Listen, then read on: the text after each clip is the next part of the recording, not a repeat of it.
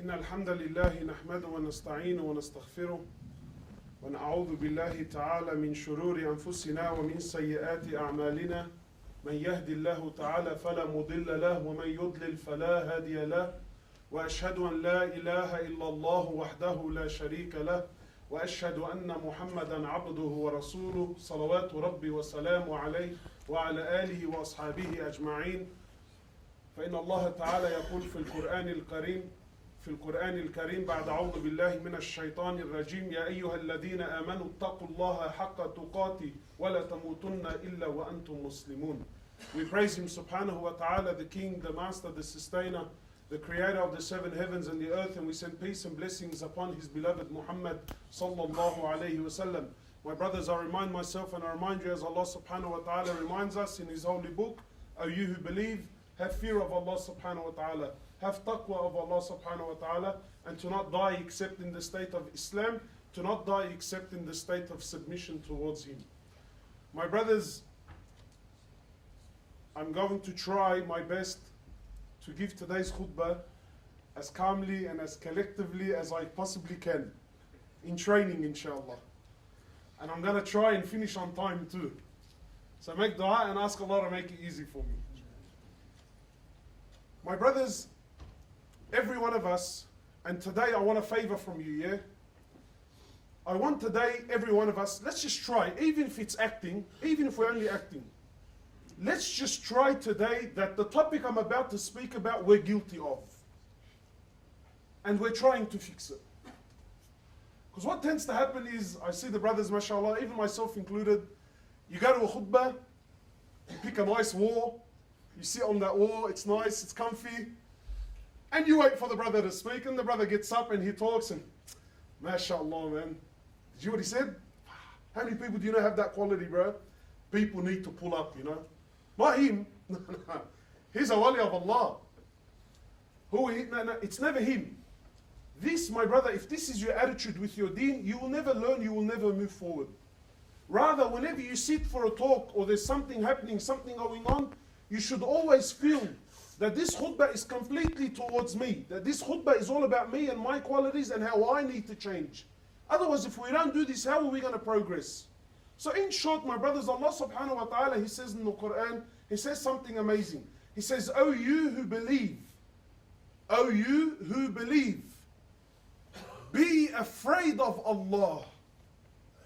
Be afraid of Allah and be with those who are truthful in their speech and in their deeds. The order of Allah, O you who believe, be afraid of Allah. Not only be afraid, but be with those who are truthful in their speech and in their deeds. Truth. And standing for the truth is a quality of Iman, it's a quality of a believer. And what's funny is that if I was to ask anyone here, brother, do you stand for the haqq? Are you someone who stands for justice? Are you someone that is always on the side of the haqq? I'm sure all of you will stand up and say, of course, my brother, of course I'm someone of the haqq. Of course I'm someone that will always stand with the truth. But today we're here to test that. Because I used to be someone, and this is by no means am I being humbled in any way, shape or form. Wallahi, my brothers, I'm here to expose my own weakness. Why? Some people say that, brother, if you don't have this quality in your life, then you shouldn't be talking about it in front of people. That's hypocrisy. I say, no, that's wrong, akhi. Because to stand in front of people and only speak about the good qualities that you have in your life, that's also a form of hypocrisy. But the idea is to expose our weakness. We're all weak. And if we're not ready to expose that, brother, I have this weakness and I also have it, and speak about it openly, then how are we ever going to address the issue? So if you came to me and said to me, Hablas, are you someone that stands for the haqq? I tell you, of course I'm someone that stands for the haqq. Are you someone whose allegiance is to Allah and to His Prophet? I tell you, yeah, of course I'm someone. Will you always stand on the side of justice? Of course I stand. But when push comes to shove, you come to realize that we don't always stand with the haqq. When push comes to shove, we don't always stand for justice. Wallahi, my brother, be honest with yourself today, please. Because it's taken me a long time to break my own arrogance and pride and admit that Hubbless, no, you don't always stand with the haqq. When push comes to shove, Hubbless has alliances. Hubbless has people that he will align with, that he will be on their side no matter what happens. So it really makes you question. My brother, you as a believer, your allegiance, your word, everything about you belongs to Allah and His Prophet above and before anything and anyone. You as an individual, you belong to Allah and His Prophet, your allegiance, your life, your word, your truth, your stance, your everything belongs to Allah and His Prophet first and foremost before anything. So again, on face value, you told me, brother, yes, of course I know this. Habibi, no. What I'm saying is, before your father, before your mother, before your wife, before your children, before the boys, you stand, your allegiance is to Allah and His Prophet before anything. Not only is our... Am I shouting? I'm shouting, eh? Sorry. Not only is our allegiance to Allah and His Prophet, but our allegiance is also to the deen of Allah. And the deen of Allah is a deen that is based on haqq. I'll try to get straight into the swing of things so the boys don't get too lost. My brothers, the Prophet of Allah, he says in an amazing hadith, and listen to these words. I'm sure you've heard it all, and again we claim this. But when push comes to shove, everyone's true colors always shines. The Prophet of Allah, he says, speak the truth. Sallallahu Alaihi Wasallam. He says, speak the truth, even if the truth is against yourself. Wow. Much easier said than done. You know, my brothers, I've been, as someone that works in da'wah, and you become someone that the community opens up to. This guy calls you, he has a marriage problem. This guy's got some issue. Yeah, and you somewhat get involved in people's personal lives. So again, I'm sure all of you here now, all of you believe that, brother, I stand for haqq and for truth and for justice always. The Prophet of Allah, he says, you speak the haqq and you stand for the haqq even if the haqq is against yourself. Not only it's against yourself, brother. Maybe some of you is ready to stand for haqq if it's against him. Not only against yourself, but even if the haqq happens to be against your father, against your mother, against your brother, against the boys, against your own children, even if the haqq is against the Muslims. You might think, what? Against the Muslims? Even if the haqq is against the Muslims and you know that that's the haqq, you have to stand for the haqq. You don't stand for the Muslims at that point. You see, my brothers, when... Am I shouting again? Ya Allah. Wallahi, it happens without thinking. You see, when I tell you stand for the haqq, everyone here, and this is how shaitan works, and this is how I caught myself out. When you and I say, brother, stand for the haqq, what thought comes to your mind? You think, yes, of course, standing for the haqq is a beautiful position. Standing for the haqq is a glamorous role. Standing for the haqq is something that if I do it, that people will honor me and people will glorify me to somewhat extent. True or not? Yani you and I, when we say stand for the haqq and we put scenarios forward, we put such scenarios that anything other than standing for the haqq makes you look like a fool. So to your mind, you think, yeah, of course, absolutely I stand for the haqq. But the truth is, my brothers, standing for the haqq is a very bitter pill that when it comes to your mouth, most of us, we spit it out. Standing for the haqq, don't think standing for the haqq is something glamorous. Don't think you becoming someone that always speaks the truth and always takes the right stance. Don't you dare think that you becoming this person is going to make you someone that's loved in your community. Look at the Prophet of Allah. He became the most hated. Why? Why, sallallahu alayhi wasallam? They knew he was honest. They knew he was... But why? Because the haqq is always something that people, believe it or not, you and I, deep down, we don't like to listen to the haqq. We actually don't like it. We claim we do, but when you hear it, and you don't hear it how your mind wants to hear it, it burns you inside. Some time back, and wallahi there's a purpose to why I'm mentioning this story, I did a little video about Muslims ripping the welfare system, and so when we released it, wow, the backlash from the Muslim community, backlash. Brother, that's a bad go, and you disgraced Islam, and how dare you speak about us like this? And anyway, of course there was people who loved it and people that disliked it. Anyway, so subhanallah, of the very bad feedback, only 3 people actually came to tell me, you know, like the old expression, they have lots to say about you, but nothing to say to you. It's amazing. This concept is amazing. They have lots to say about you, but to say to you, they've got nothing. Anyway, very few brothers actually were man enough to call me and get through and said to me, brother, your video really upset me. SubhanAllah, and my point is not this particular subject, but just to highlight, all the ones that contacted me are religious brothers with beads. He said to me, brother, you know, how come you're mentioning this topic, and why did you bring this up, and you know, and you've disgraced us publicly. And I said to him, brother, did I say anything wrong? He said to me, no, you didn't. You said everything that you said was truthful. I said, then why are you bothered? He said, you know, how are people going to look at us? Are you concerned how people look at you, or are you concerned about speaking the truth and standing for the truth? Anyway, so after this incident, I became very upset. Why? Because one of the brothers, he said to me, you know, you disgraced Islam. I said to him, brother, do you think I wake up in the morning and I say to myself, how am I going to disgrace my deen? Anyway, wallahi, there's a reason why I've mentioned this whole story.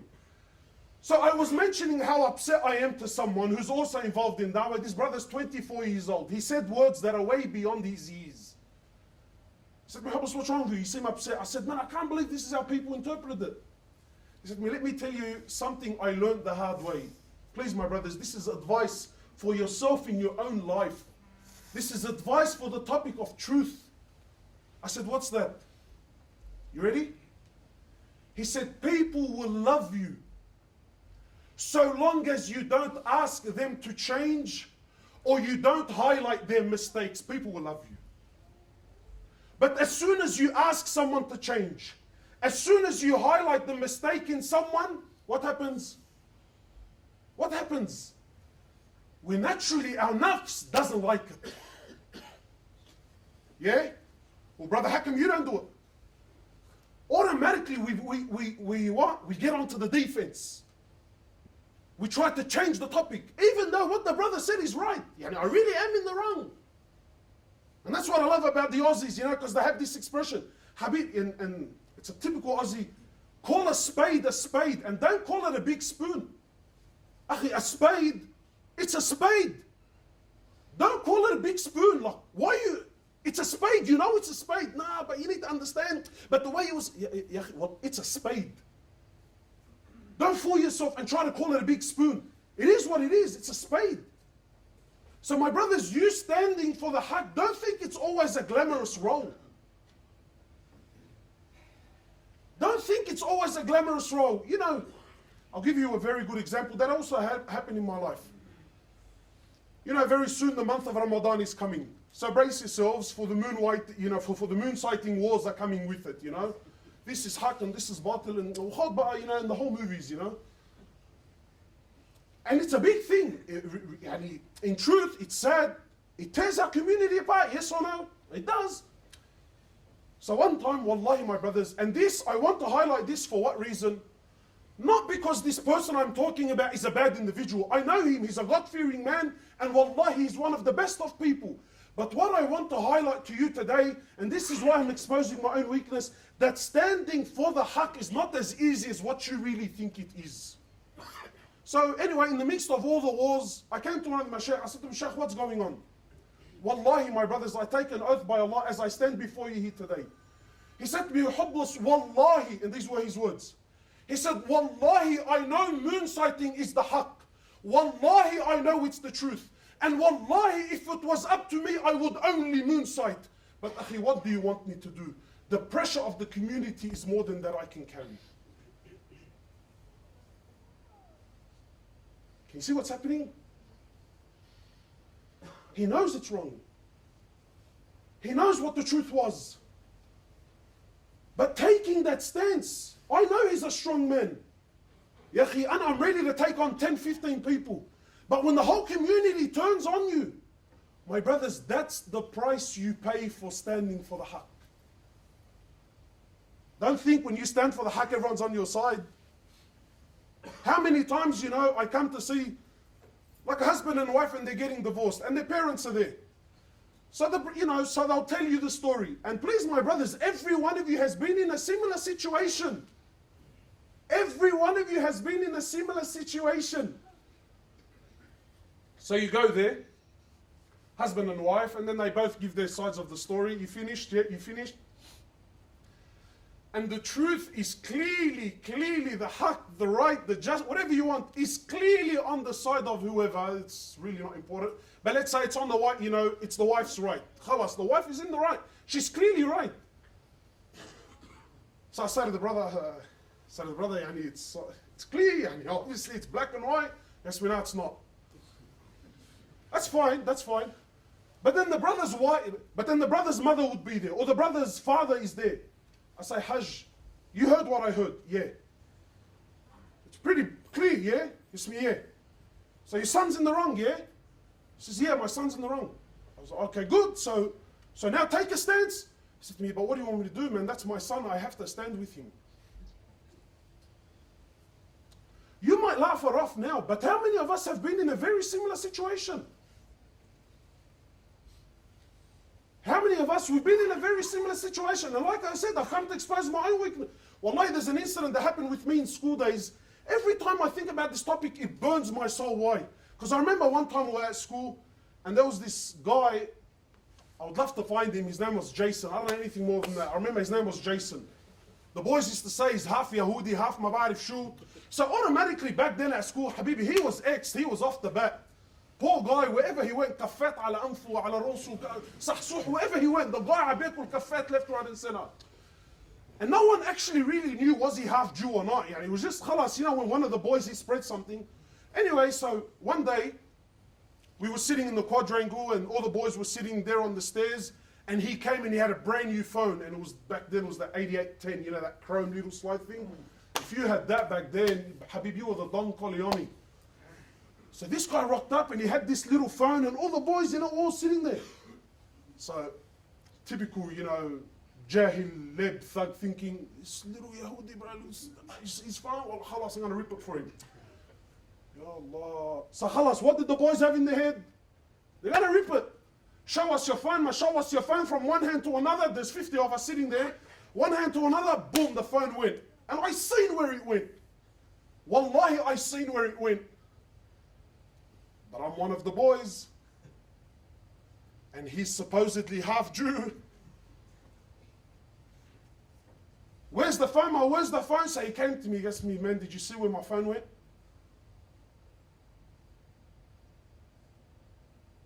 Now, every one of you has been in a very similar situation. Now, there's a clash inside between what? We claim our allegiance is to who? To Allah and His Prophet. Our allegiance is to what? To the haqq. Have you seen the haqq in front of your eyes? So most of us, sometimes, there's a drama with the boys. And whatever, his brother does wrong. So the boys come to pull him up. Akhi, man, your brother did 1, 2, 3, 4.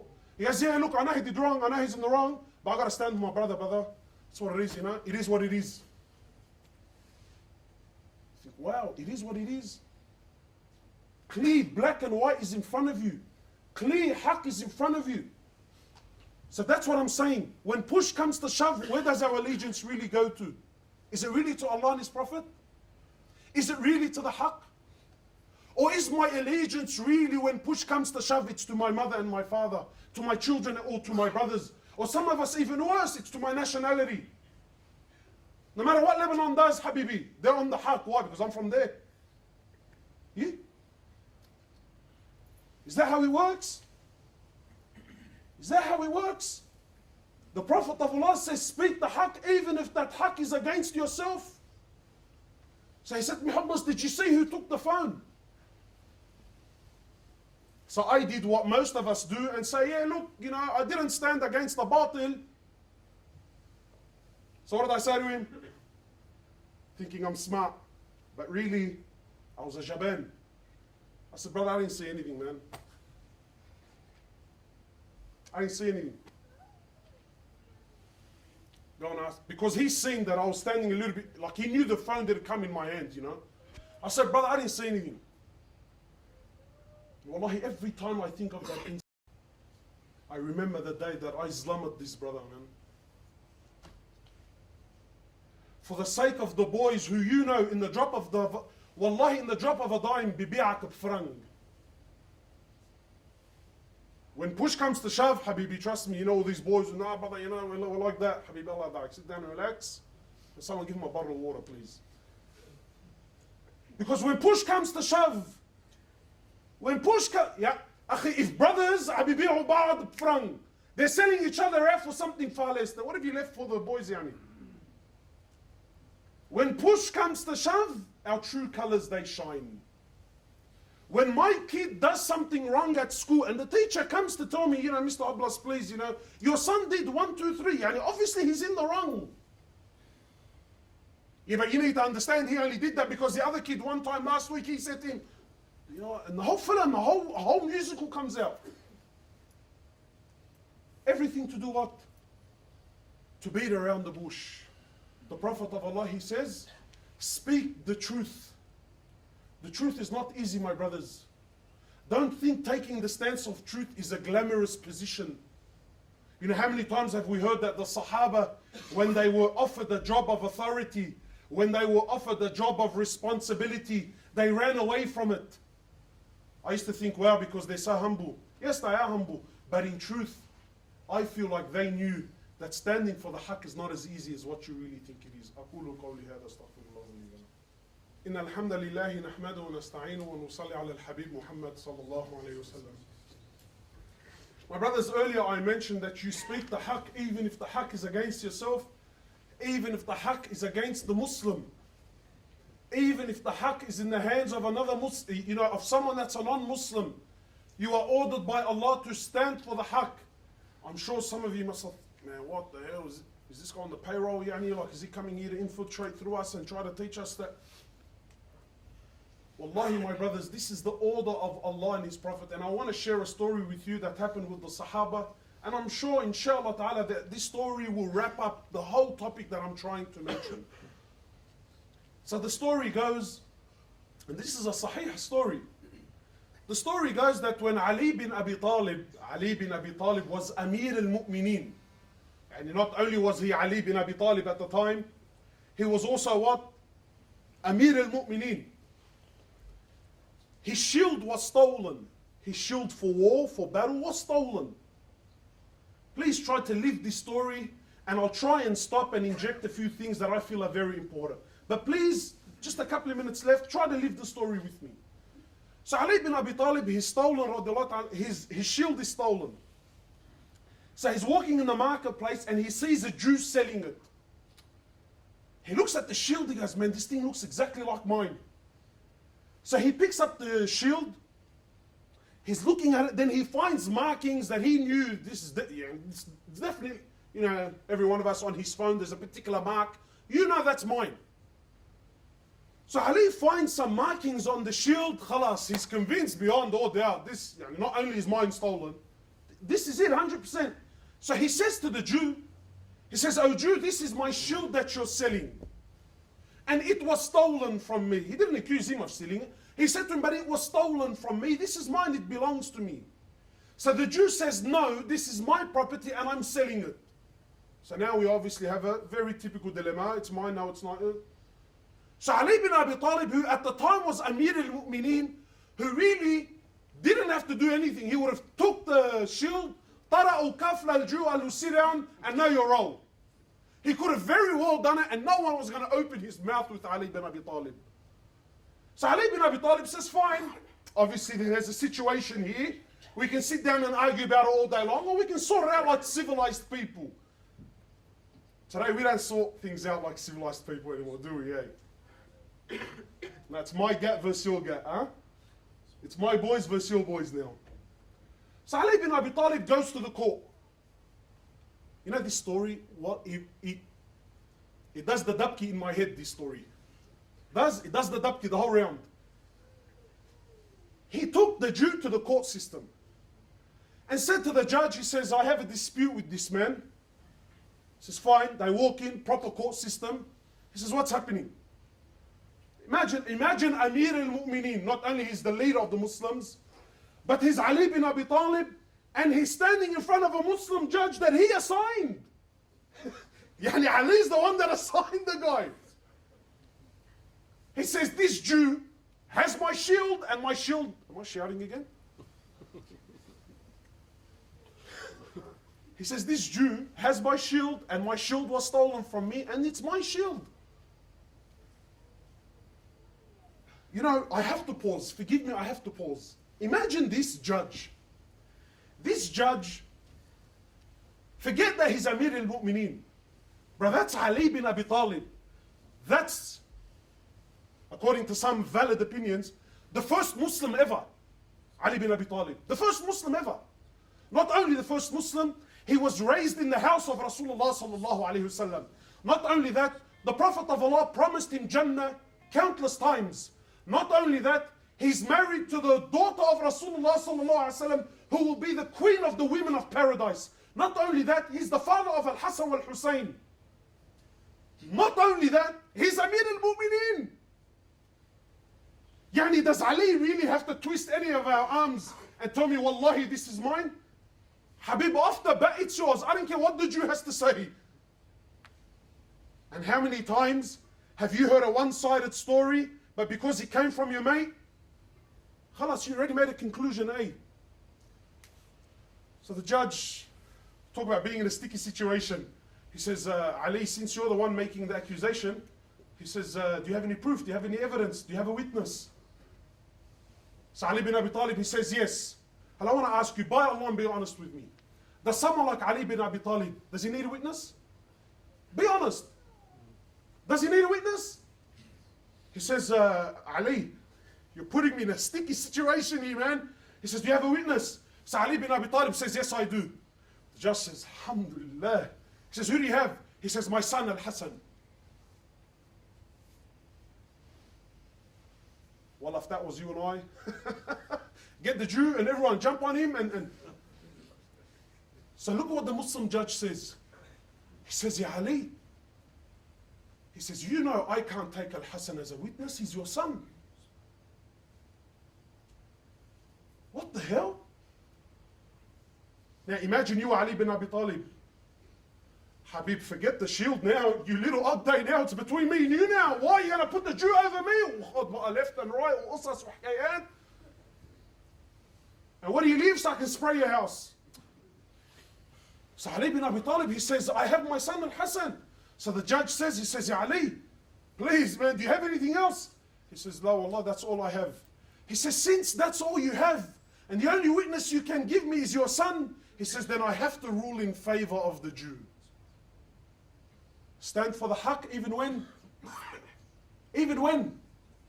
Even when it's against yourself, even when it's against your dad, even when it's against your Amir, even when it's against a Muslim. Stand for the haqq because that's the quality of a believer. Call a spade and don't call it a big spoon. If your brother's in the wrong, swallow the pill. I'm not saying you turn your back on your brother. I'm not saying that you let your son go. I'm not saying that you, no. But call it for what it is and take a role for making the wrong right. That's what it takes to be a man.